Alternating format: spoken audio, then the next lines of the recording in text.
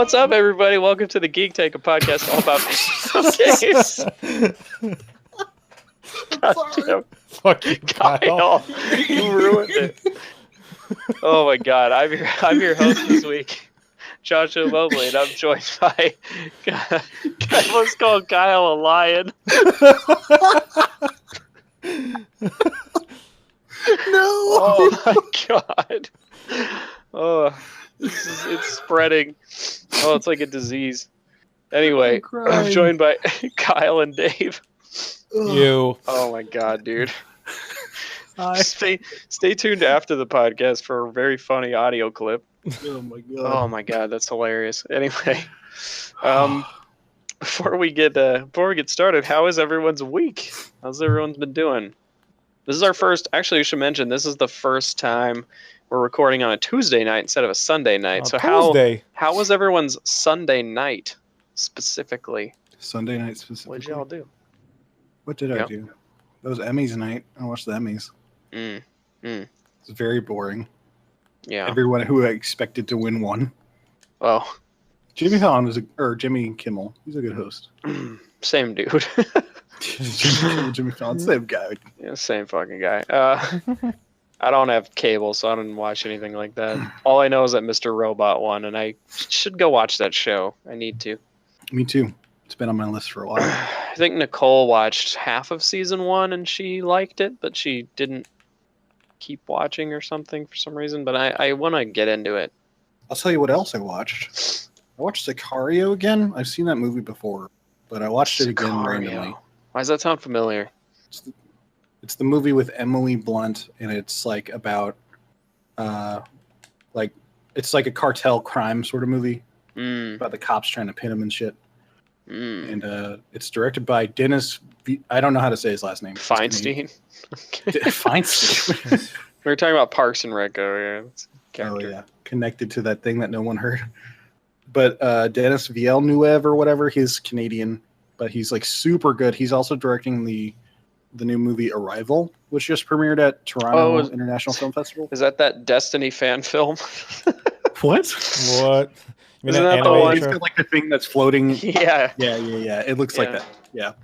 I never thought about that. That is pretty Destiny. That's the first thing I thought of when I saw it, like, because it's like floating there. Think of. Yeah. It's like, oh. Sicario. That's a great movie. Like, the first time I watched it, it dipped off because like it sort of blows its load really early because the first 30 minutes or so are probably like some of the best that I've seen in recent years. But then it just sort of dips off because not a whole lot happens. The action isn't as focused. Like there's not as much tension. But having a second viewing and like just watching it as a whole, and then like I just really appreciate the director. He also made Prisoners and Enemy, which are two movies that I really enjoy. And damn, Sicario is just it's a good fucking movie, man. Nice. I recommend it for sure. Cool. Yeah, I think Sunday night, I think me and Nicole just like ran some strikes in Destiny and then went to bed because I had to work the next day. But oh no. But it was nice. It was fine. It was good times. Anyway, all right. You guys ready? Ready to talk about some video games? Get into going these here. games. All right. We're gonna get into some video games really quick. I had the rigmarole up and I fucking moved it away. Anyway, everybody, ladies and gentlemen. God damn it. God. Ladies and gentlemen, we are the Geek Tank, a show where we dive right into the trenches of the gaming industry and give you our brutally honest opinions. You can find us on YouTube with new videos coming out every single weekday, by the way. iTunes, Stitcher, SoundCloud, and every other platform where you find podcasts every single week. If you like listening to this, please make sure to leave us a like or a favorite or, some sort of iTunes review. Just let us know that you enjoy our show because whether it's your first or 15th time listening, you are an honorary member of the battalion. And now it's time for the news of the week.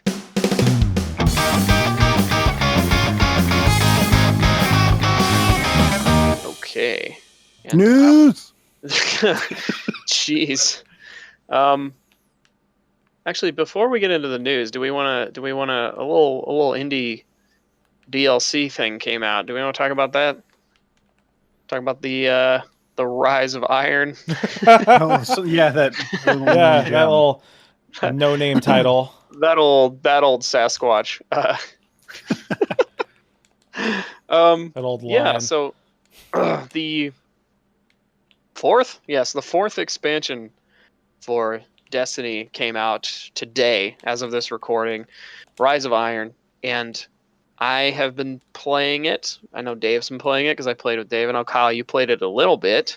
Yes. So first, just I want to say this is a review, but like I've beat the campaign, but it only takes like an hour and a half to beat the campaign.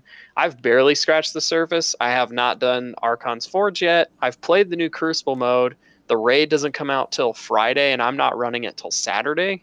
So I'm curious. So, like, quick thoughts? Yeah, mainly like how's everybody doing so far? How are they enjoying it?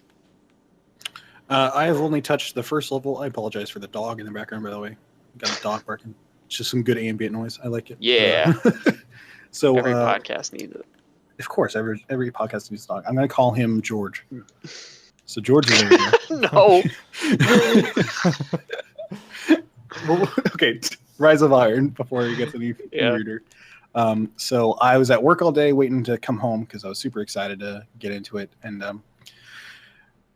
I jump in, and I've been on like a Destiny sort of break because it gets to the point every time when I play Destiny because I play it by myself because I don't have the time to commit to getting on with a group of friends that will expect me to be there whenever they want to run a raid or whatever.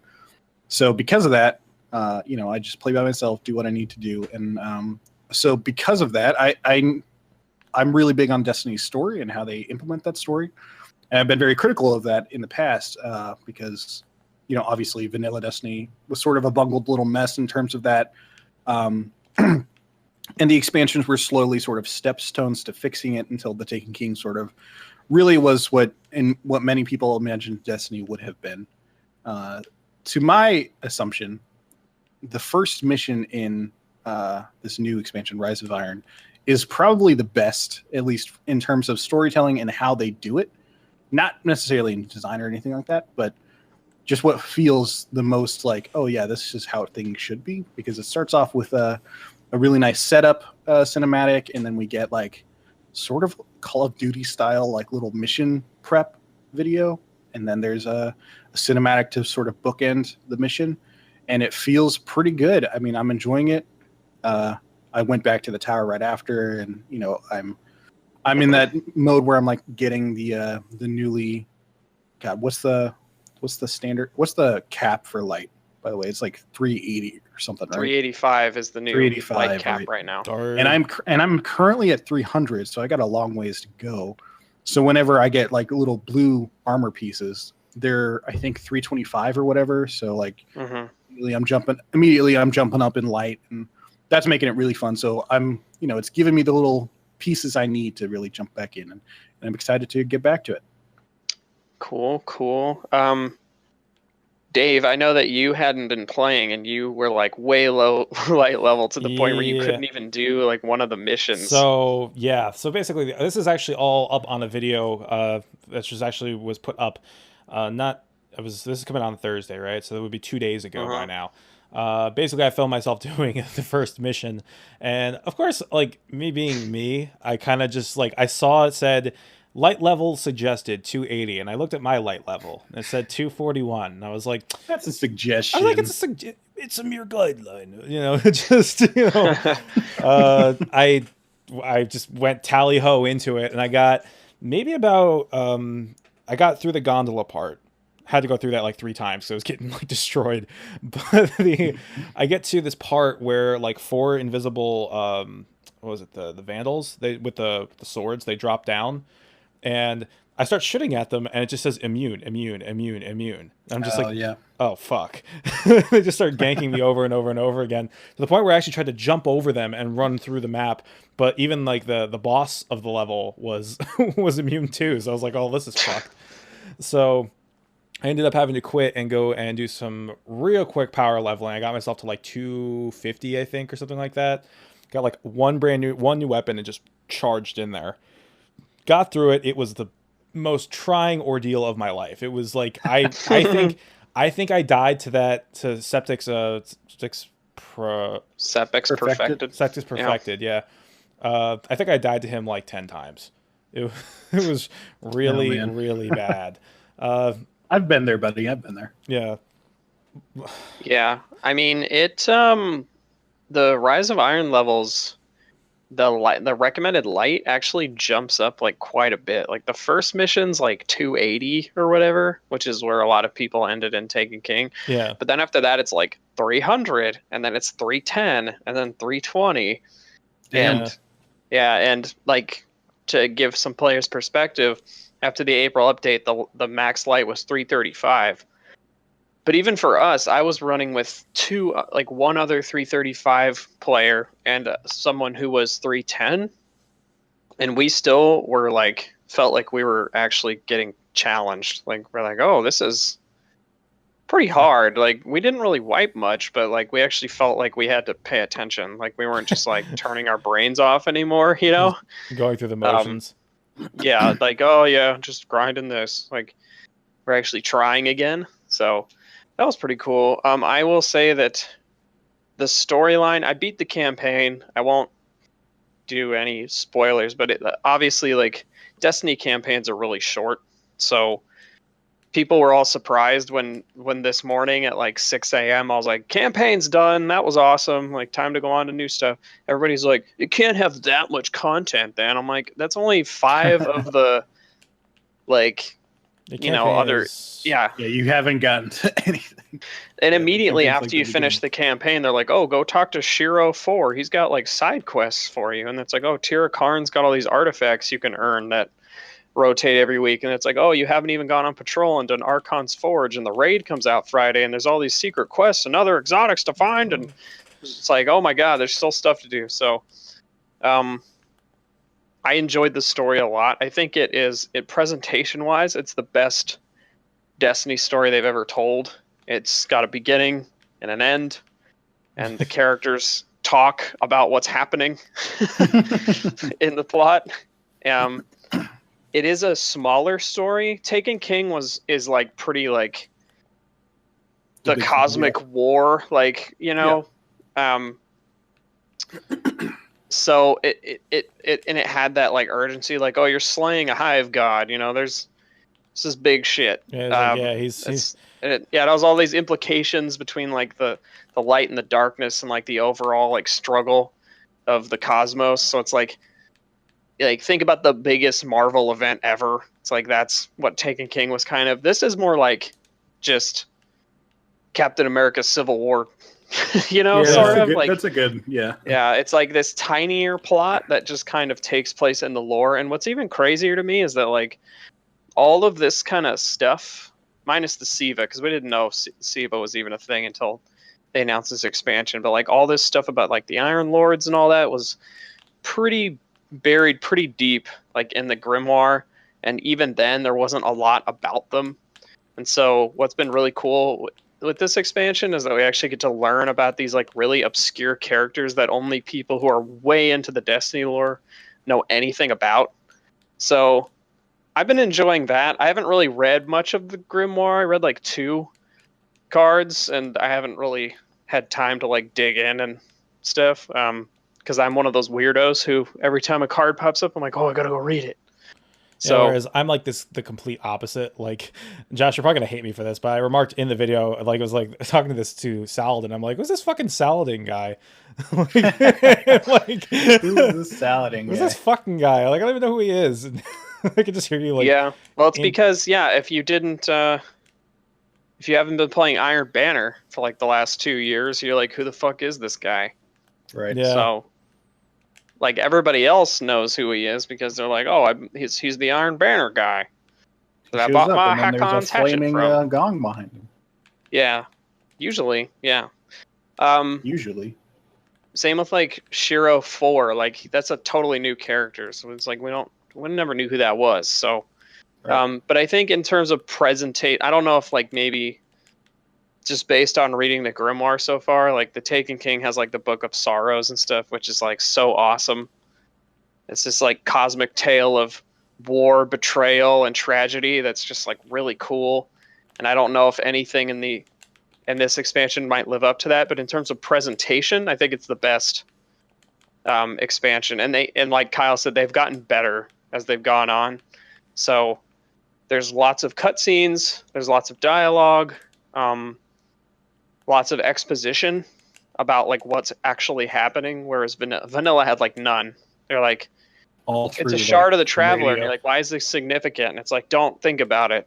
Like, it's like I could tell you, but I'm not going to. Yeah, I could tell you. Yeah, I just had that experience the other day because I've been getting a friend through the game. Got to that cutscene. I could tell you about all the wars, and I could tell you about this thing, but I'm not gonna. You know, it's not with your time, Guardian. Yeah, overall, digging it. Really cool.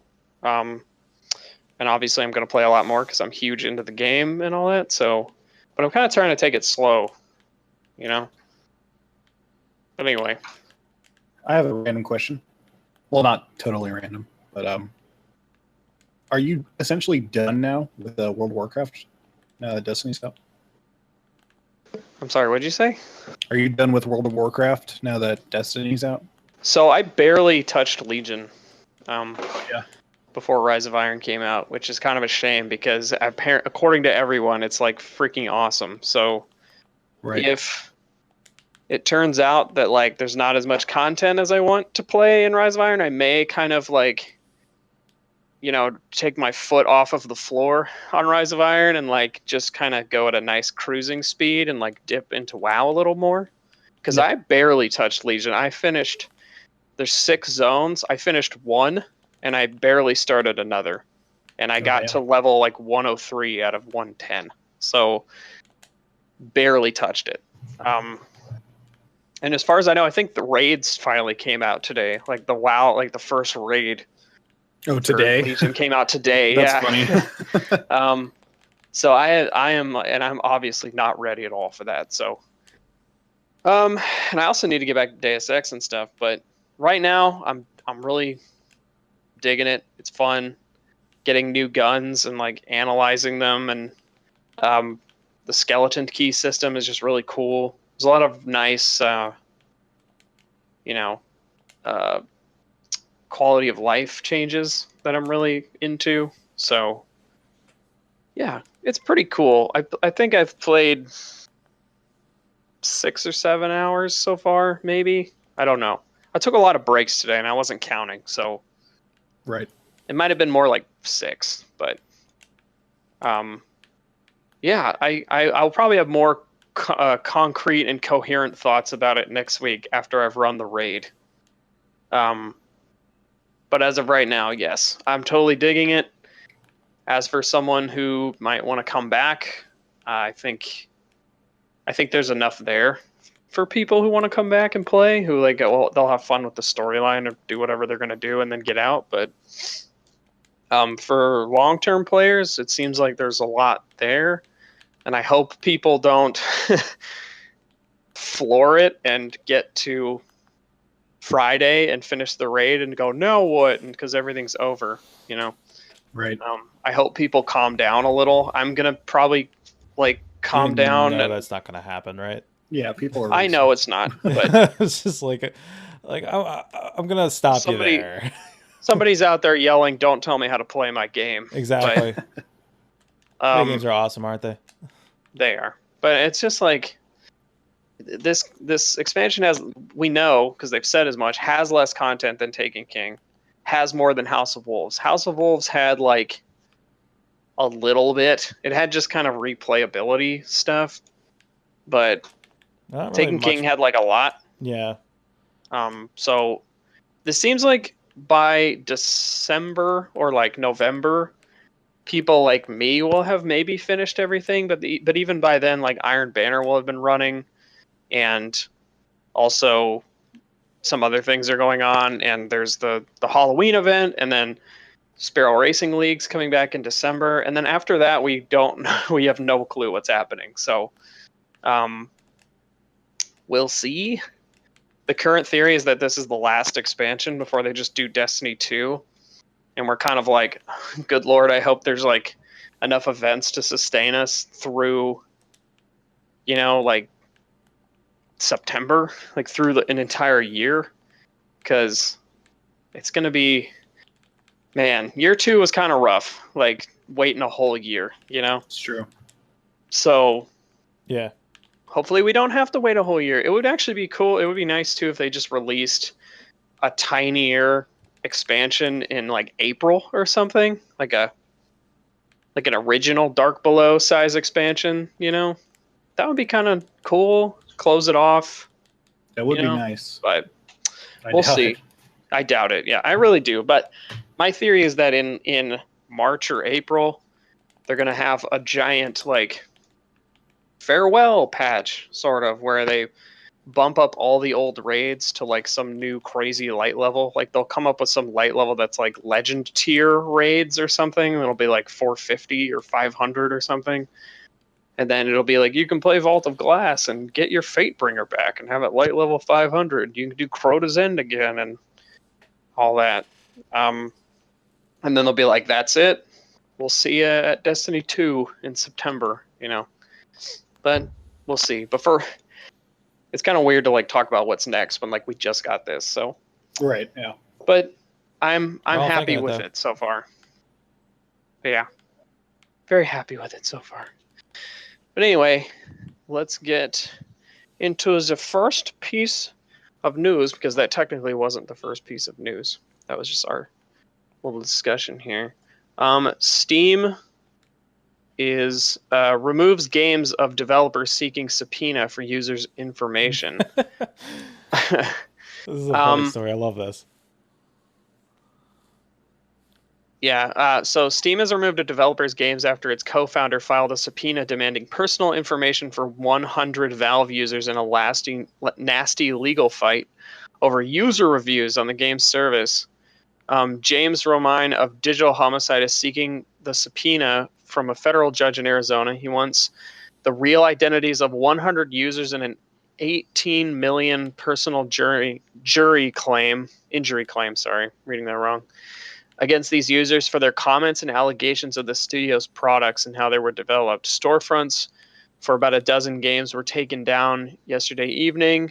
One of their games, I guess, is called like the Slaughtering Grounds. I am not totally well versed on any of this. Does anyone know sort of? Oh yeah, sit down, my friend. Okay, I will tell you a story.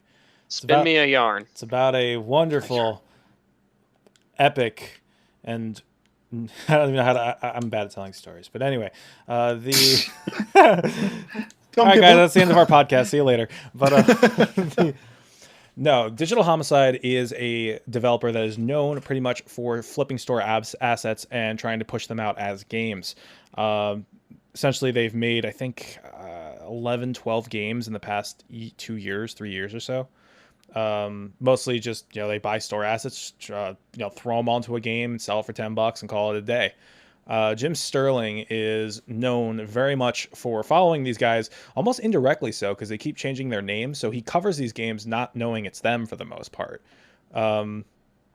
His most famous one is when he covered the Slaughtering Grounds, which was a shitty, zombie, like basically like discount, like extremely discounted Killing Floor 2, basically. It was not a fun game. It's wasn't well made at all. And basically, this developer has a history of just flipping out whenever it's criticized. And this is just another time that they have just decided that they want to go full retard and go after Steam users and try to subpoena Valve for their information, which I'm not even sure Valve even has, let alone they would never give to them. I mean, they kind of do, but it's like encrypted. So yeah, and under no. I mean, we covered whenever they were trying to sue Jim Sterling back on our old show. Oh yeah, and even that was like a completely groundless attack on Jim, because basically their whole basis for their whole crusade against him was basically that he had called one of their games an absolute failure, and then because he said absolute, therefore that's slander apparently. So that was the whole basis of their lawsuit, which was the most ridiculous thing I've ever heard in my life. But yeah, they're generally just known as people who can't. Yeah, that doesn't count as slander. Sorry to interrupt. Yeah, exactly.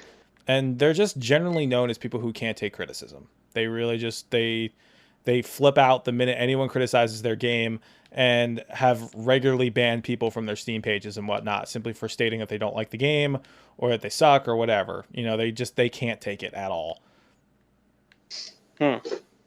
Yeah. So well, sounds dumb. It was. Yeah. It's extremely dumb, and I'm glad that Valve finally just stepped in and said, "Fuck you guys," and just kicked them off. I mean, granted, it's only because they tried to subpoena Valve, so Valve finally had to act and do something. Because otherwise, Valve would have absolutely no quality control. So it's like they don't give a fuck until they actually get attacked. Yeah, exactly. But PC gaming, anyway. PC gaming, baby. Anyway. Battle.net now selling BattleTag changes for $10. Get on the bandwagon, Sony, for the love of God. I wonder who they got that from. Yeah, they got it from Microsoft. Xbox. Users who have changed their BattleNet BattleTag once and wish to do so again may now do so for a $10 fee. Quote, whether you've outgrown your BattleTag or you've decided it's simply time for a change, you can update your BattleTag with just a few clicks. Previously, users could only make a BattleTag change once for free. The first free change policy is still in effect. Users who change their names will still keep their friends list intact and all their purchases. So this is actually kind of a nice change. They're still giving you the one free change, which I have taken advantage of in the past. And I don't ever think I'm going to change my name again. Yeah. But this is cool. They previously they were only selling it for like StarCraft, because for some reason your StarCraft ID was like separate for a while, and then they finally like mixed it back in. But like, and they were offering for you to like change it or whatever. But weird. Like the article says, and like I've said, that you still get your one free change, and then you can change for $10, which I think is fair, and you get to keep all your stuff. Microsoft's been doing it for years, so whatever. Yeah, they've been doing it, and I remember people flipped out and were like so mad. How dare you charge for this? This is stupid. Well, it's just to make sure that people don't change. I mean, granted, it's because they're greedy to start with, but it's also because they don't want people changing their names every single day. You know? Yeah. For sure. Yeah, making it hard for them to like track you and stuff. Right. All that good stuff. Yeah. But this is a cool change. I'm fine with it. I'm not going to change my name, but I'm sure there's somebody out there named like Dick Swiggle 45 who's like had that name and they already changed it once, and now they're like, oh, thank God, I can change my name again. Yeah. Anyway, I mean, honestly, I just want Sony to do it so that I can finally just have uniformity. You know? I know. I really want Sony to do it, for the love of God. I like my name. Don't get me wrong. I like Panda with a gun. It's good. It's cool, but yeah, but it's just not what I want. I want Heavy Metal Bake Sale. Make it happen. Yeah, maybe one day. Make it happen. Steam's new review score system is affecting some games in a big way. Valve adjusted how it calculates average customer review scores on Steam earlier this week, a change that prioritizes the opinions of Steam buyers over key activators. Although they no longer factor into the default overall score, reviews based on game keys from third-party sources are still viewable on Steam, and the difference can be major. Steam Spy has gathered a list of 427 games that have been most affected by the new system. A Google spreadsheet, which you can click in this Polygon article, lists every game by its old and new user score, as well as the number of reviews that still count after the change. Simple Ball Extended Edition, Lands of Devastation, Bathory, The Blood Countess, and other indie titles top the list, with huge gulfs between their old and new review averages. Simple Ball falls to just a 14% rating under the new system. For example, only seven of its reviews were written by people who bought the game through Steam. The implication here is that developers of these titles sent Steam keys to influencers or others who may be more inclined to write a positive review. That's a leap for those analyzing Steam's spy data to make on their own.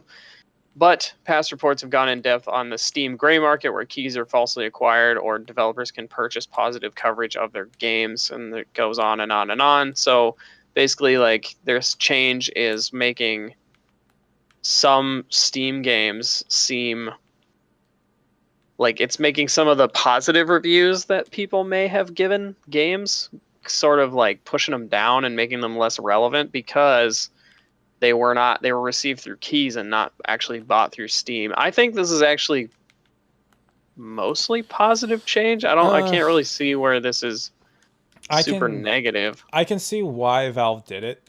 I mean, it's, Right. to make sure that people are seeing the reviews from Steam users, people who are their customers, who are more just like the gamers, not necessarily the critics. I mean, critics have their websites. We have, the places we write on and stuff. I don't need Steam for that. And, seeing a Steam review from somebody who got the key for free, I don't know.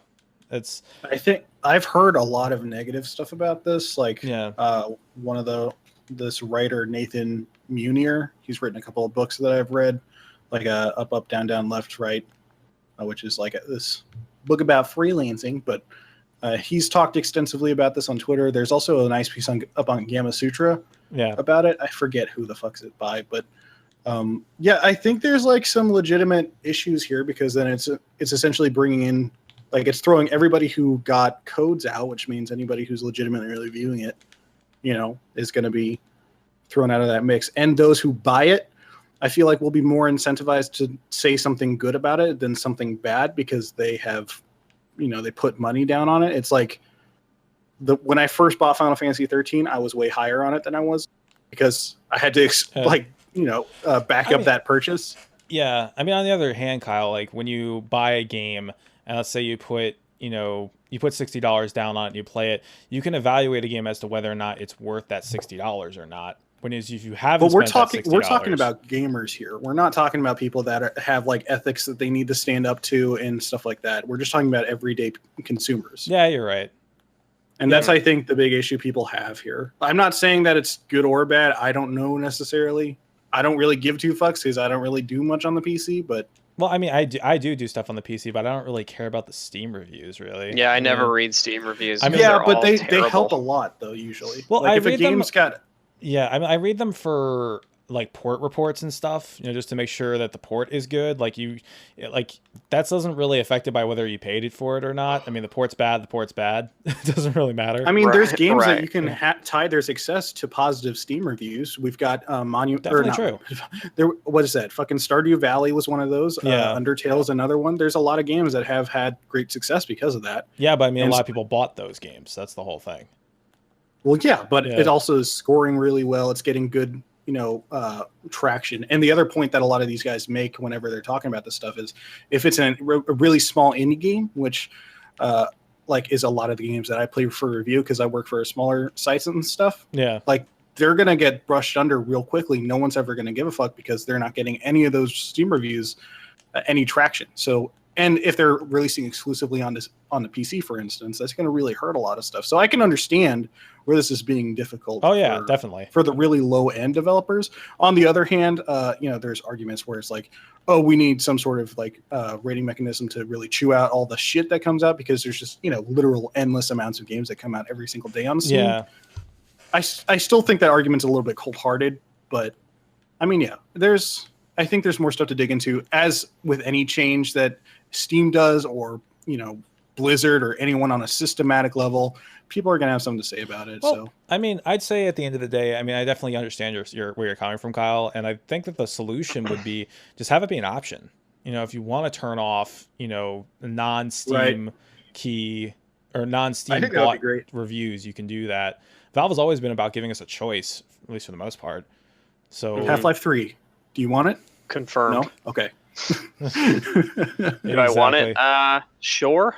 I'll take it if you're gonna make it. But Gaben just heard no. So. Yeah, he just heard no. Yeah, that's probably where I am with Half-Life 3. I'm like, if you make it, I'll buy it, but otherwise, I don't really care. Otherwise, fuck off. Don't do it. I don't really care.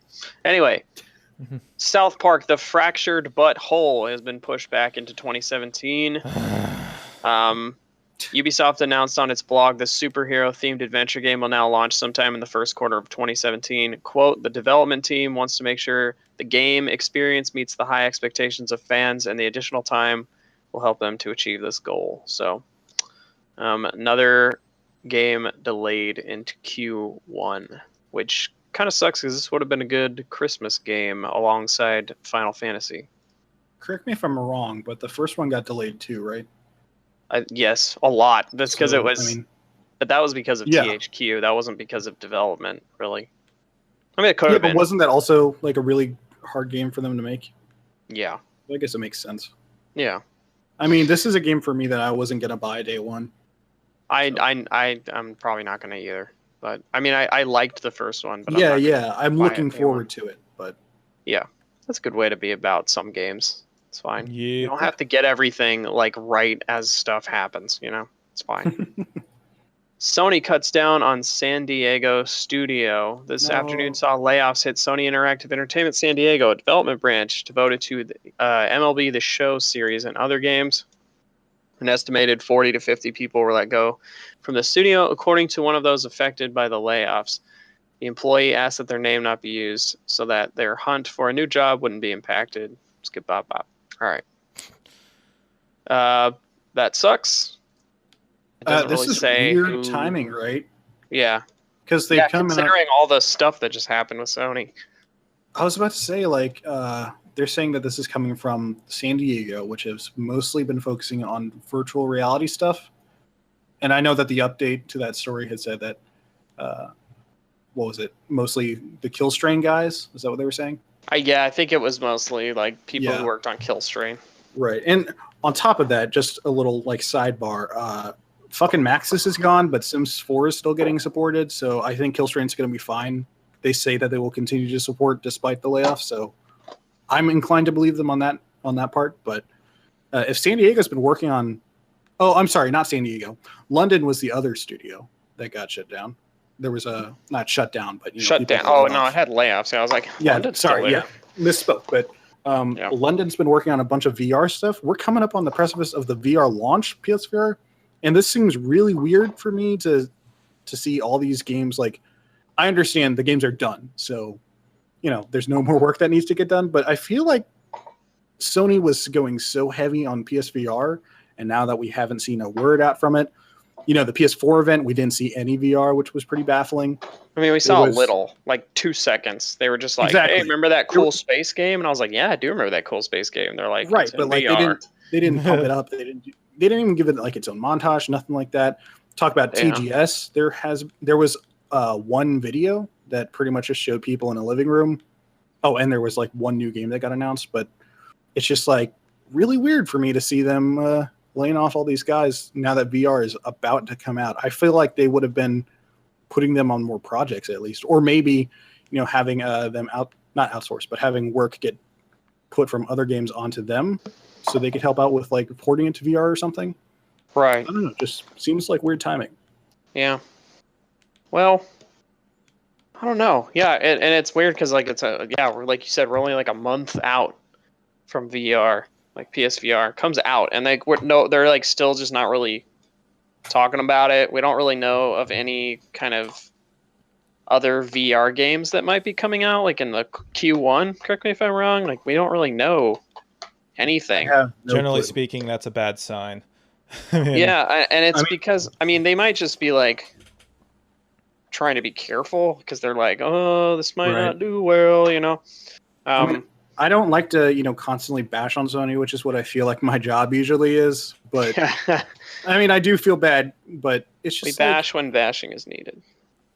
I'm pretty lenient when it comes to Microsoft. I understand where my bias is like, but man, it does bum me out because I feel like this is just repeating the move again. Like I don't see them supporting this, a couple years out, which is sort of depressing. I've never been a VR supporter, but I thought if anyone to really get a long-term support, I thought it would have been this one. Yeah.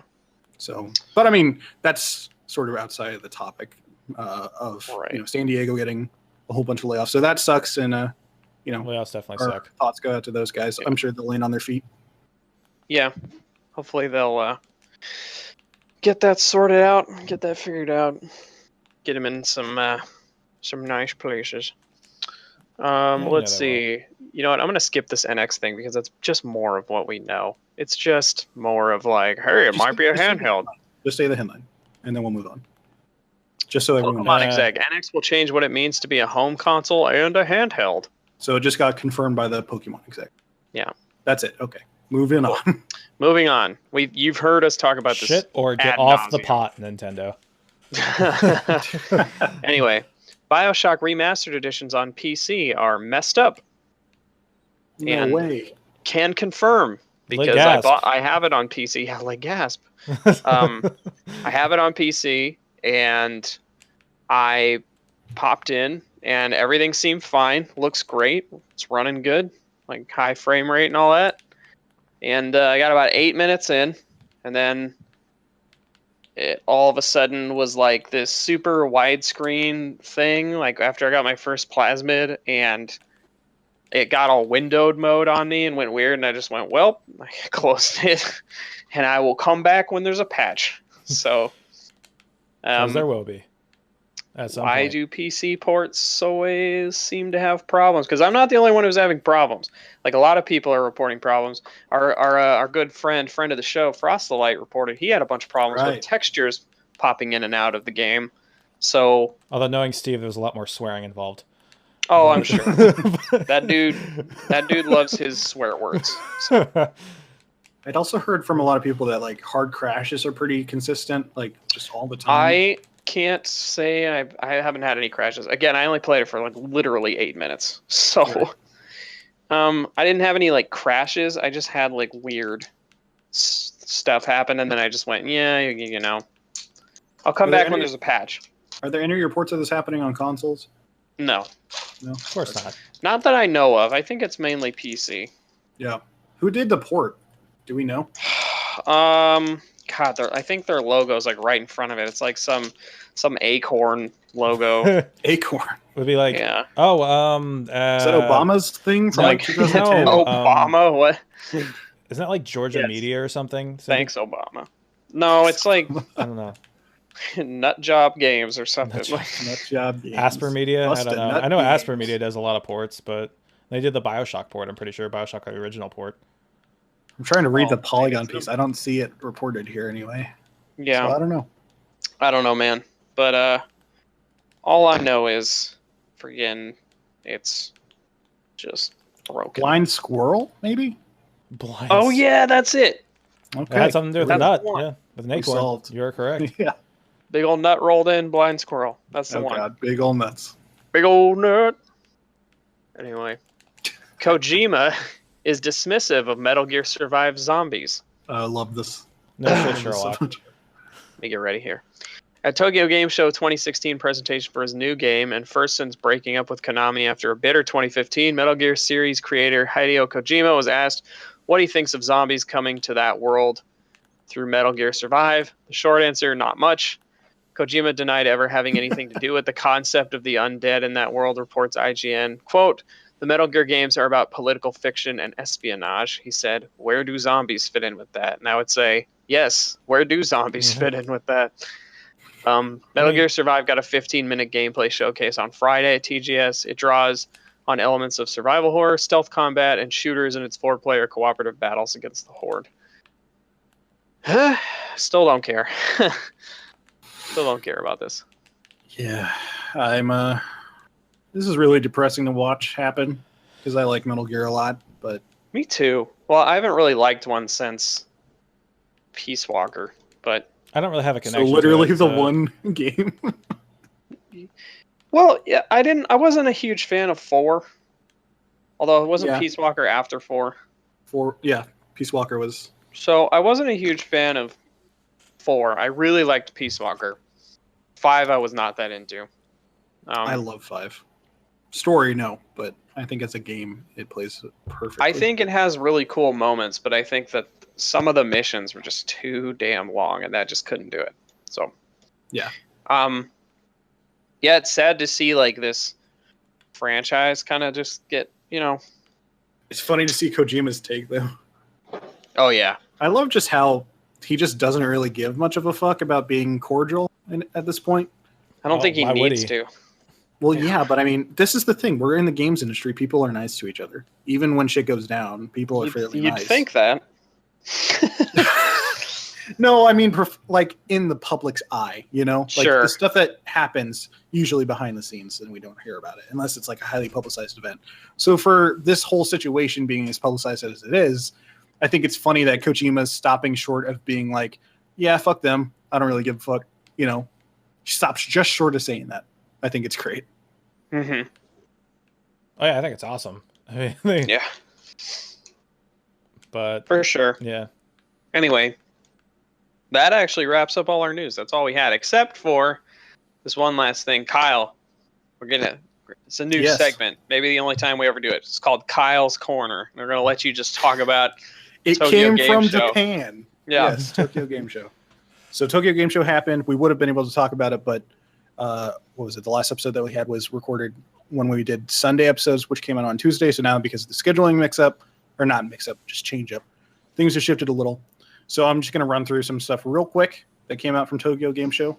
The first one that I didn't put out on the list that's related to Kojima, he came out on stage and talked about some ambiguous shit for about 2 minutes and just said, not Metal Gear Solid. Death Stranding is going to actually be open world. I believe he said cooperative as well, and action-based. Aside from that, he just talked about sticks and history and humanity. And he also said death that and living stranding means. Norman Reedus isn't the protagonist, right? Did he say that? I'm pretty sure I saw an article where it said that Norman Reedus is not the protagonist. It's a female protagonist, and Norman Reedus is just in it. Yeah. This is all quite possible. I'm cool with that. When Kojima says shit, I essentially just go like, all right, you do you. You do you. Yeah, I believe you. It's funny, though, because he's so used to just sort of trolling the media and stuff, like especially with Metal Gear Solid 5's reveal. So it's funny to me to see how sort of transparent and just honest he is with Death Stranding, and just be like, yeah, we're at this point in development. We finally got a studio set up so we can actually start making it. This game is not coming for a long time. Oh, no. 2020. Like, yeah, at the earliest. At the earliest. Well, we say that, but then again, like MGS 5 was on its own engine, and then it got caught up in a lot of other, stuff, and it took a long time. Konami, it took a long time.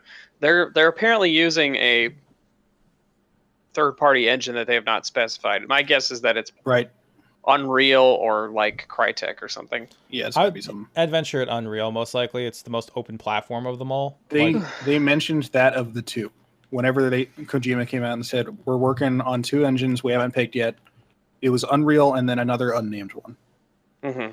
I'd probably say Unreal or probably actually I think you're right. It'd be like sorry, what was the other one? Shit, No, he didn't name the other one. No, I'm talking about like Josh, you named too. Crytek. Crytek, yeah. I mean, I'm just thinking the open ones. Like my first thoughts for whatever reason went to Frostbite, but then I was like, you know what, EA is probably not gonna like that. Yeah, I don't think EA sells out Frostbite at all. Yeah, maybe Unity. I don't know.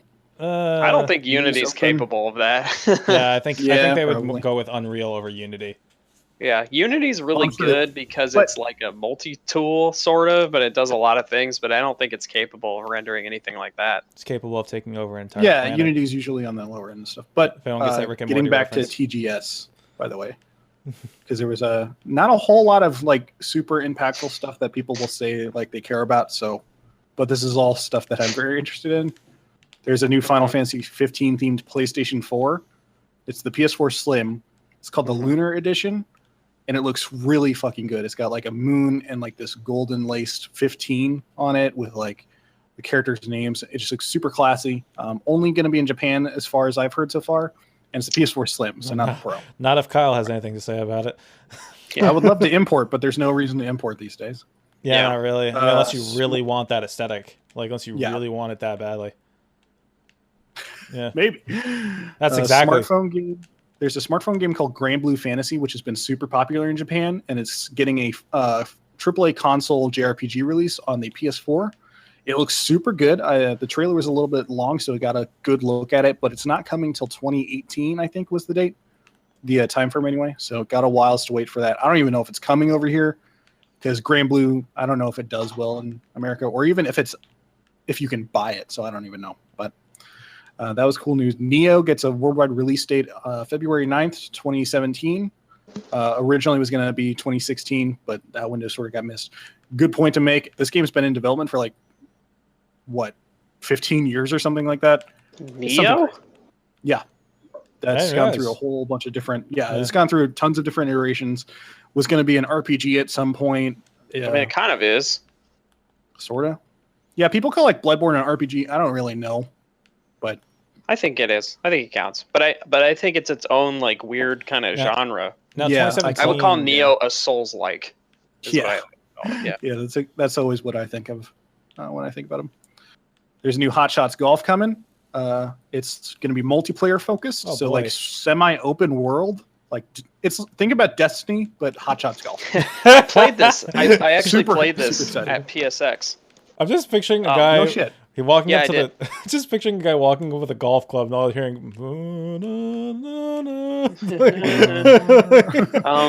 So it is a little like open world in that you see like other people like running around to courses and stuff. Like you have your little cartoony avatar or whatever.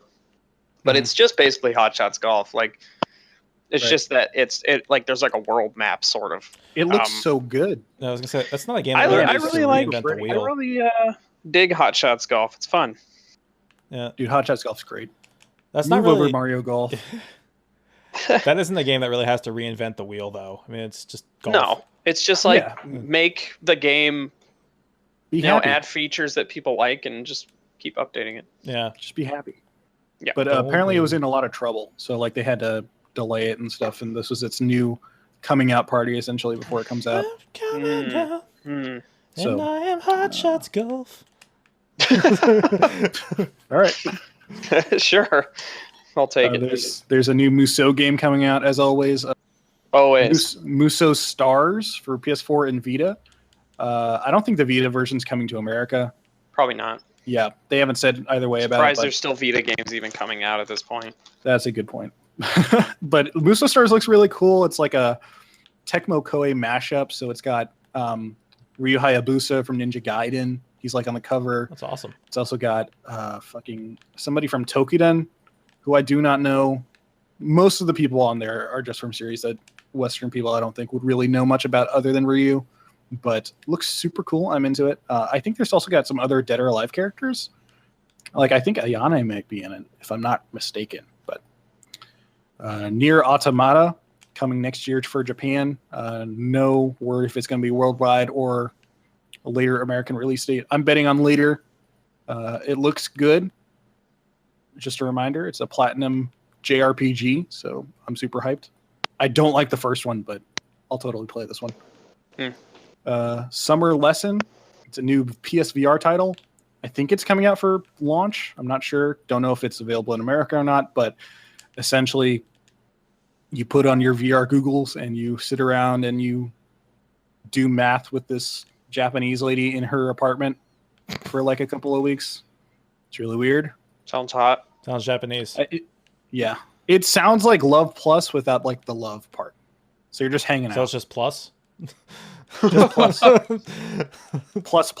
plus. Because there's Love Plus. And there's a new Earth Defense Force coming out, or EDF 5. I love seeing EDF. Yeah, EDF on the big stage at TGS. I think that was really cool. How far they have come. Exactly.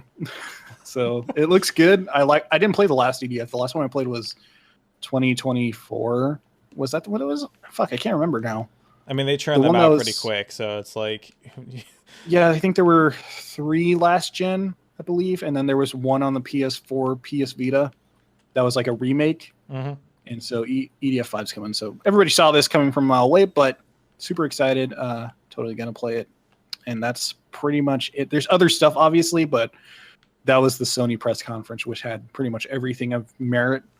Anything else was like a small little Vita title or something like that getting announced. Mm-hmm. Which is crazy to think about already. Like Vita titles getting announced. That's true. Right? Get them where you can. I know, because they keep canceling Vita games. Yeah. Anyway, we should move on to our topic of the show.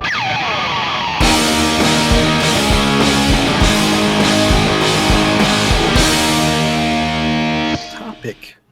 Yeah. So it's probably going to be a short topic today. We were talking about how a lot of games, especially first-party games from both Microsoft and Sony, basically just kind of absent this fall. which is a little unusual. But, Now, granted, there's like Gears of War 4's coming out. And Forza Horizon 3. And Forza Horizon 3, so they're all Microsoft. Yeah, they're all Microsoft. Yeah, Microsoft's usually got a stacked deck. I think I know who we're talking about. Yeah. Sony, well, and Nintendo. Yeah. Nintendo's got 3DS literally games nothing. Right, okay, yeah. Games. All right, Kyle. Okay. I'm just saying, man. I'm just saying. Gotta always bring up points. Yeah, so Sony has basically had like most of their big hitters delayed. Like Horizon was supposed to come out this year, that got delayed. Last Guardian's still technically coming out this year, but it's coming out in December, right? December 7th, yes. Yeah, so that got delayed out of September. Yeah. I'm sure there's some other things that I'm just not thinking about that got delayed. So Sony's looking at like a third party, basically only, other than Last Guardian, way late in the year, release schedule, which is probably not great for them. While Microsoft's got, arguably, I wouldn't say that Gears of War has the clout it used to have. I'm sure you guys probably agree with me. Yeah. Yes. But I think Sony's a little bit in dire straits and stuff. But the main topic we wanted to bring up was like, I want to talk about like our most anticipated games for the rest of the year, like probably one each. It's like, yeah, let's not because there's not because it seems like it's pretty barren, right? Like what is there to look forward to? Like what are all of you like? What are you both looking forward to like the most and why? Approach. Yeah, there we go. Keep it nice and this way. optimistic. I think people who think there's nothing coming out maybe get a little bit more perspective on something that's coming out. A little bit of something for you. Yeah, a little bit of something for you. I don't know why I said it like that. Everybody knows what I'm picking, though, right? Well, yeah, then just get it out of the way. Watch Dogs 2, right? Exactly. Watch Dogs 2, which is picking that at all. Which is a sequel. No. Which is a sequel to Watch Dogs, which was a sequel to Sleeping Dogs. The greatest game of all time. It's the greatest game of all time. Right? I just love watching Donkey's review for Watch Dogs, and he's like, "Watch Dogs is a sequel to Sleeping Dogs." Oh yeah. All hail Donkey. All hail. Except for Donkey. But, obviously my biggest pick is going to be Final Fantasy 15. I've been waiting for that game for a long time. I've had a love-hate relationship with it. I finally come to the realization that I think I have to let everything from Versus 13 go. I just have to pretend that doesn't exist, or else I'll just be disappointed because I saw Kingsglaive. Kingsglaive's a really big mess of a movie. Like, it's pretty and it's got good action, but other than that, it's a mess that tries to incorporate stuff from Versus. And all it really made me feel was that Versus 13 was resurrected falsely and essentially just sort of like, it's clear that since Tabata took over, since Nomura left, the game has changed irrevocably. And now that I've sort of come to terms with that, because there's parts of 15 that I have seen so far from like the actual gameplay stuff that they've shown, I'm super excited for regardless of all that. I think it's like what I've played it in Episode Duskai and the Platinum demo. It does feel really good for me. It reminds me in a way of how Persona sort of deals with its character relationships narratively. Obviously not mechanically because you're not dealing with personas. Yeah. But Final Fantasy 15 does feel like they're understanding how friends sort of talk to each other, how they interact. There's lots of really small subtleties that I love seeing them, like in their little, like when we're fighting, people will like fist pump each other, or they will, sort of like grab somebody else to get them out of the way. There's just tons of like, what do you call it? Fucking emergent things that happen between the guys, which feels really realistic. And so even though you're playing this like anime character with like this boy band group of friends that don't look like they'd be real people, they feel and act like real people for sure from what I've seen. And maybe the story might pull something good out. Who knows? Because as far as I can tell, it's not going to follow the Versus 13 plotline by any stretch of the imagination, right, other than the fact that, characters from that have transferred over and stuff like that. So 15 for me for sure. Definitely. Yeah, just get the one that everybody knows is coming out of the way. Yeah, I mean, wasn't surprised. Exactly. It's all me. Right. I'm unsurprising. Dave, what do you got? Well, I'm not like really super excited for this fall anymore. I don't know. Like I guess I wasn't really excited to begin with, but mostly because Persona 5 got delayed, and I was just like, all right, well, that's my game gone. I guess what I'd be looking forward to the most at this point is Titanfall 2. Mostly because I'm just really excited that this seems like the game that we were supposed to get when Titanfall came out. Like, you know, they when they shipped the original Titanfall, it didn't have a campaign, and that was really what hurt it for me. I didn't really play it much after playing the multiplayer for a little bit and then just stopping. Yeah, I was about to say, did you play the first one? Yeah, I got the first one on PC. It was, it was pretty good. It was, the multiplayer was fun, but at the end of the day, I was just like, there's nothing really keeping me here. So I ended up walking away, and I never really looked back. Looking forward to trying Titanfall 2 out. I mean, we of course we did the beta, Josh, and it was really a lot of fun. I'm looking forward to see what the story is. It seems really interesting so far. Yeah, it's really all I have to say about it. I'm looking forward to it. I hope it doesn't suck. There's really nothing else coming out other than like The Last Guardian is kind of there too, but Titanfall 2 is really the one I'm looking forward to at this point. What about you, Josh? He's beeping. So I'm going to pick for him. His most anticipated game what do you think it is? It's actually going to be Dragon Ball Xenoverse 2. Oh, yeah, I forgot that was coming out. Yeah, October 25th. He's going to be talking about how he likes Goku, and he wants to. I don't know. Josh kind of strikes me more. Josh strikes me more as a Vegeta kind of guy. I don't know. Yeah, you think so? No. Yeah. Are you asking me a question? Because I ran to the bathroom like super quick. Yeah. Oh my god, that's amazing. Oh my god, Josh. Yeah, I tried to go quick. And I came back and you were talking Snap. Yeah, What'd you pick? You picked Dragon Ball Z? Dragon Ball Xenoverse. Dragon Ball Xenoverse 2. How'd you know? Man. No. What is your pick? I would say my most Titanfall 2 is a good pick, so I am excited about that. I'd say my most anticipated game is probably Dishonored 2. Oh yeah, we should have known that. Yeah. I absolutely adore the first Dishonored. I just replayed it recently. Still love it. It's so good. I love the world they've built. I love how it just oozes with personality. It's like really unique, and the gameplay is really, really good. And it just has like a really cool world with some like interesting lore, and it's got like whale oil and stuff. It's like super weird and comic booky. And I'm excited. Huh? I love the art. Yeah, the art style is like really unique. Is not returning though, correct? Who? The guy that did all the art is the same guy that did the Half-Life 2 artwork, and he's not coming back, is he? That's what I heard anyway. I don't know. I don't even remember his name. I remember I think the lead, like the creator, quote unquote, of Dishonored is like the same guy who did Thief. Yeah.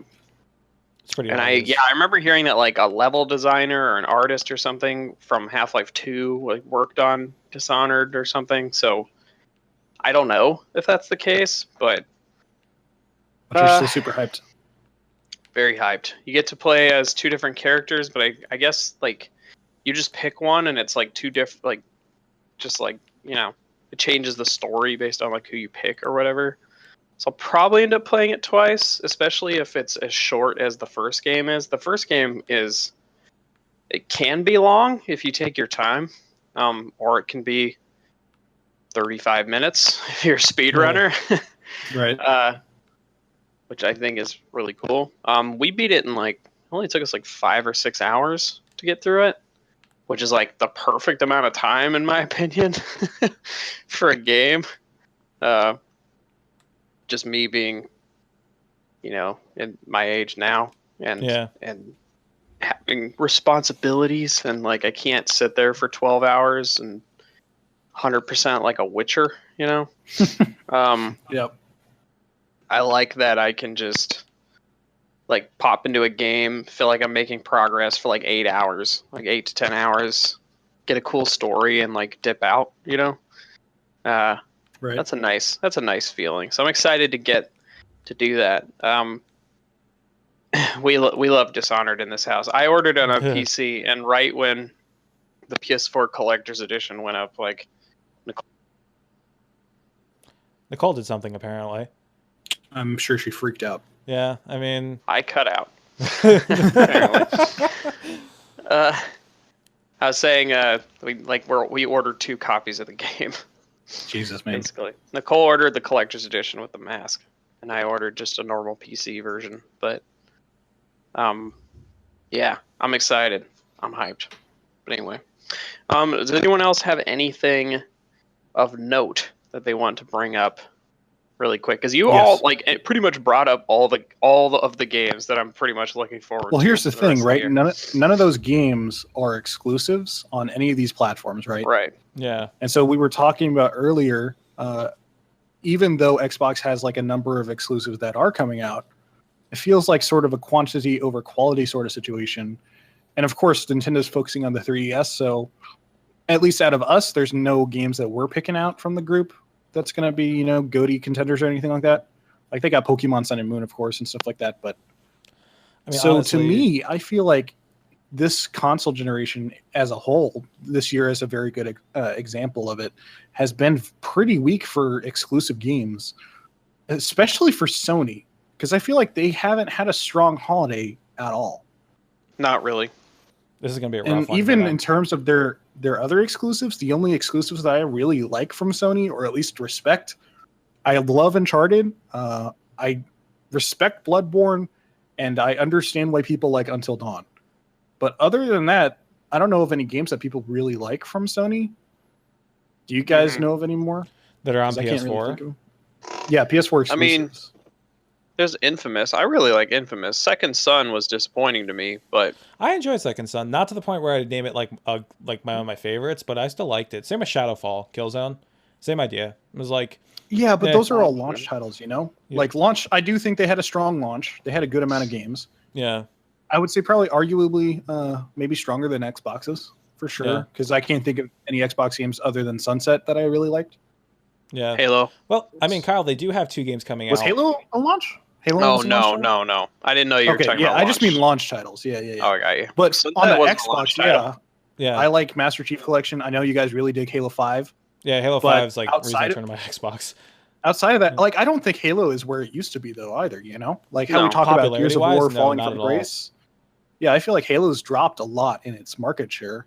I feel like people are way more excited for Battlefield 1 or Titanfall 2, especially new Call of Duties, than they are new Halo, despite the fact that Halo takes a lot longer to make. So I think this just puts us in an interesting position, because, like, I think about the games that I really love from this generation, Witcher 3 being one of them, or even the games that I'm looking forward to now. Final Fantasy, Gravity Rush 2 is coming out. That's a PlayStation 4 exclusive, I guess, but I don't know anybody else who's really that excited about it outside of that space. Yeah, I mean, Kyle, I think Sony does have 2 games coming out that really are exciting me a lot. And granted, not coming out till next year, but immediately next year. Persona 5 and Horizon Zero Dawn. Come on, calling it Horizon New Dawn for some reason. I think though, because Persona's a second-party game, so that's hard to count. Yeah, I get what you're saying. I mean, it's exclusive still. I mean, yeah. But I feel like Horizon is really emblematic of this is what Sony's trying to do. They're making really huge games that get a lot of attention, that get a lot of hype, that really just outperform Xbox in all of those factors. I don't know if I can definitively say that it will be a better game than anything Xbox can put out, but it feels like that's the consensus. Yeah, Xbox has a lot of work cut out for them as far as finding exclusives that really speak to people. I mean, Halo 5, it speaks to me on a multiplayer level. I mean, I absolutely love jumping into the multiplayer. Definitely, it's addictive. It's something I really like playing. But other than that, there's not much there. Whereas, in the rest of their stuff, I mean, basically, they would either have to come up with a new IP, which is hopefully the Sea of Thieves game ends up being something good. Who knows? And then I'd say the only thing that would get me excited for something would be if they did a Jet Set Radio game, which they aren't. If they did. Honestly, and I don't understand why they haven't done it sooner, but a Crimson Skies game. I mean, they haven't touched that franchise since Xbox. God, yeah, man. They really haven't. And there's no reason not to touch it. They just didn't. I don't know what the whole... I think Xbox is in a really weird position, because if you look at the franchises that they do pump money into, imagine whenever Gears of War 2 came out, telling your younger self that, hey, when Gears of War 4 comes out, you're not even going to really care. You know? Yeah, it's hard to imagine that. Like, yeah, I'm not saying that I don't care about Gears of War 4, but I definitely don't care as much as I would have, you know? It's the same with Halo. It's the same with Forza, for instance. It's the same with every single franchise they got. They all are quality games. Like Tomb Raider was their exclusive last year that I think was probably their biggest hit. Not money-wise, but at least in terms of like this was probably their best game to put out. So I don't know, man. It just feels like Xbox is playing this quantity over quality game. Sony's struggling to pump out any games at all, but when they do, they hit like a fucking, block. So it's hard for me to really say if this generation is doing a good job or not, because, and of course I know I've talked about this a lot before, that, it takes so much more money to make a game on these consoles with this sort of technology. It takes so much work on from an artistic point of view, like not artistic as in, oh, games are art, but as in the artists that work on these games, especially factoring in that they got to make textures 4 times the size of normal, 1080p or whatever HD textures now that they're doing PS4 Pro. So it's like, I understand that this is a harder generation to work for because every generation gets harder, right? This is just the name of the game. But with that said, I feel like a lot of stuff is going downhill. And it really weirds me out that like obviously I would be more hyped for Final Fantasy than anything else because that's just who I am. But if that was taken out of the equation, like there's no way I would have picked any of. Yeah, there's just nothing from an exclusive lineup. And exclusive have always been, at least in my opinion, the big heavy hitters to look forward to, because those are the games that are really pushing other companies to do better. Uncharted does really well, and that pushes 343 to do even better because they're competing against that flagship PlayStation game because Halo's the flagship Xbox, right? I mean, there are third-party titles that have pushed the envelope, in ways that first parties haven't. I mean, I think Mass Effect is really the one that stands out for me. I mean, your choice-based game, pretty much. Granted, Xbox had the clamp on that for a while, but it was still made by BioWare and EA. So, for sure, yeah. But even still with that, because like I would say Witcher for me has pushed the boundary of Western role-playing games somewhere that, BioWare and Bethesda, have to step up their game towards. But even with that, I feel like that's in a space that the exclusive games don't really compete too much in. Because what is it? Scalebound is like the only RPG like that I know. Jeez, I forgot about that. That's really. I mean, that's my most hyped game on the Xbox lineup. Me too, really but I completely forgot about it somehow. I have no idea how I did that. I was actually. That's the thing, right? Like the games that we're excited for on this exclusive line are still not that like super exciting. Yeah, yeah. And maybe it's just because we're getting jaded. Maybe it's I don't know. That's a whole other topic, Kyle. I mean, I do think that in general, as we get older, we get more jaded. But oh yeah, I mean, it's just. I mean, personally speaking, I try to be really positive about this sort of stuff, and there are definite games that I'm excited for. Yeah. Of course, Scalebound being one. I'm like, there's no way I would forget about that game just because it's a platinum game. Kamiya's on it. It's like one of my top 10 games I'm looking forward to. Yeah. But I totally understand how you can forget about that game because it's just not a super high profile. Like, it's not a Halo.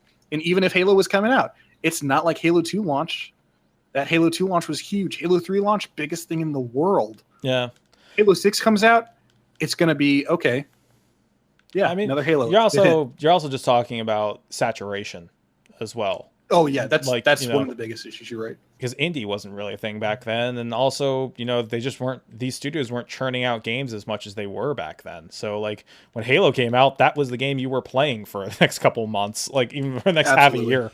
Yeah. I think that's really good point to bring up, just because we're looking at this holiday lineup that's super saturated with shooters, and we've seen the industry's changed so much since Halo launched. Yeah, that now it's shooter focused. Because those are the biggest AAA games that make the most money. Yeah. So now we see Battlefield, Titanfall, Call of Duty all coming out in the same space, able to compete with each other and not steal too much market share away, so they can actually, make a whole lot of money. Yeah. Like that's insane. On top of the fact that Modern Warfare Remastered is going to be packed in, so there's going to be players not playing Infinite Warfare but playing that instead. Yeah, and that's a sign of a very good thing, a very wonderful thing. That very healthy. More people are playing video games. which is like just more people say in the US, for example, are playing video games. You know, more people who didn't play them, 10 years ago are playing them now. And also the thing that I'm starting to notice is that more people in different countries, like 10 years ago, some countries didn't really have, the consoles or anything like that. They might have had PC right. maybe, but, now it's starting to broaden out and more countries are starting to play. And that's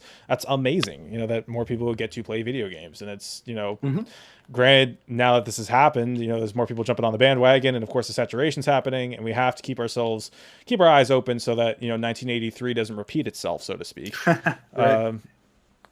But I think we have a pretty decent hold on it. For sure, I do think you hit the nail on the head though when it comes to saturation. At least speaking for Xbox on why those brands have sort of sullied. Yeah, because definitely like.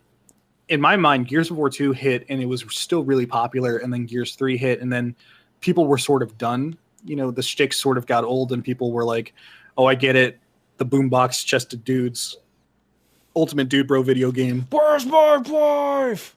Sorry, I love Awesome Gears or Gears of Awesome. But yeah, I think sentiments like that totally overtook all of Xbox's brands. I mean, even thinking about Halo, I think Halo has become a much different game since 343's taken over. Not just mechanically and stuff, but as a brand, I think it just looks way different in consumers' eyes than it used to. Man, and then talking about PlayStation, I don't understand why they can't get a game out, at least on time. Last Guardian, I totally get it. That game, probably a fucking mess. Yeah, but. Probably like a PS2 game at this point. The fact that game is coming out at all is ridiculous. That's true. I mean, yeah. I mean, unfortunately, all the stuff that people have been saying that have played it, just echo the fact that, it does feel like a PS2 game. So I'm really worried that when it hits, people are going to be really disappointed.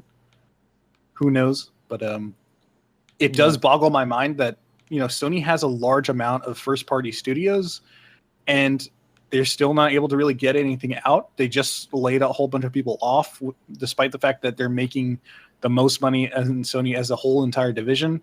And I know that laying people off does not indicate that a company's doing bad necessarily. Probably just they didn't have enough of a reason to keep them around. Yeah. But PSVR is coming out, and that's supposedly the thing that has been taking most of the resources away. Even with that coming out, I don't see. Whenever this generation is good and done, PlayStation having a whole lot of exclusives to really stand on their shelf. The ones that they do, I am sure will be fantastic, like 10 out of 10s over and over. Because that's, sort of how I remember the PS3, at least for the most part. I know they're not all 10 out of 10s, but they're fairly pretty good games. We talked about Infamous. That's a really good franchise. Starhawk excluded. We had, what was it? Last of Us, Uncharted 2 and 3. So it's just a paradigm shift that I was not expecting. And I don't know, going after this generation, I wonder how things are going to play out. Because I feel like Xbox has done a lot to really set themselves up in a good position. But without the sort of games coming out like PlayStation does, I don't know how those brands can really sustain long term after that. Well, I think what we're going to see kind of like how when Xbox first started, even during the 360 generation, we're going to be seeing Microsoft throwing money behind developers that they're going to pull under their wing and, going to support them and have games come out for Xbox. But even in that situation, we're starting to see the assimilation of content pretty much. What the hell was that? I have no idea. It was a squeak. There's a squeak. Oh, I think that might have been my USB stick. Oh. It makes a squeak. Stick makes funny noises. Yeah, it has like a spinny thing on it, and I always mess with stuff on my desk, and it made the. So. You derailed me, Josh. Anyway, sorry. Well, fuck. I don't know, man. It's just this generation to me. I think third parties have been killing it. There's been multiple third party games that I will never ever forget this gen, but first parties for some reason just slacking. We'll see what Nintendo does when they come out, but man, slacking. We'll see. Anyway, you guys ready to wrap up this episode? I am. Let's do it. Wrap it up in a nice bow. Anyway, everybody, excuse me. This has been an episode of the Geek Tank. You can find us on iTunes, Stitcher, and all kinds of other podcast services. Also, be sure to Google us and find the Geek Tank YouTube channel. I say Google because it's probably the easiest way to find the YouTube channel because we don't have a URL yet. That's true. Yeah, or you can go to thegeektank.com where you can find all of this info as well as our links to our RSS feeds and all that good stuff. We're also on SoundCloud. If you are on iTunes, please leave us a review. It helps so much. It helps us go up in the rankings, helps us produce better shows and get more listeners and all that good stuff. And going back to the YouTube thing, I should have mentioned, we post videos every day, every single weekday over on that glorious YouTube channel. You should go watch them. Take a look at them. All day, subscribe, every day. comment, like, favorite, add to playlists, whatever you kids are doing these days. Tell us how much we suck. It doesn't matter. Yeah, that too. Anyway, this has been it for the Geek Tank. We will see you guys next week. Goodbye.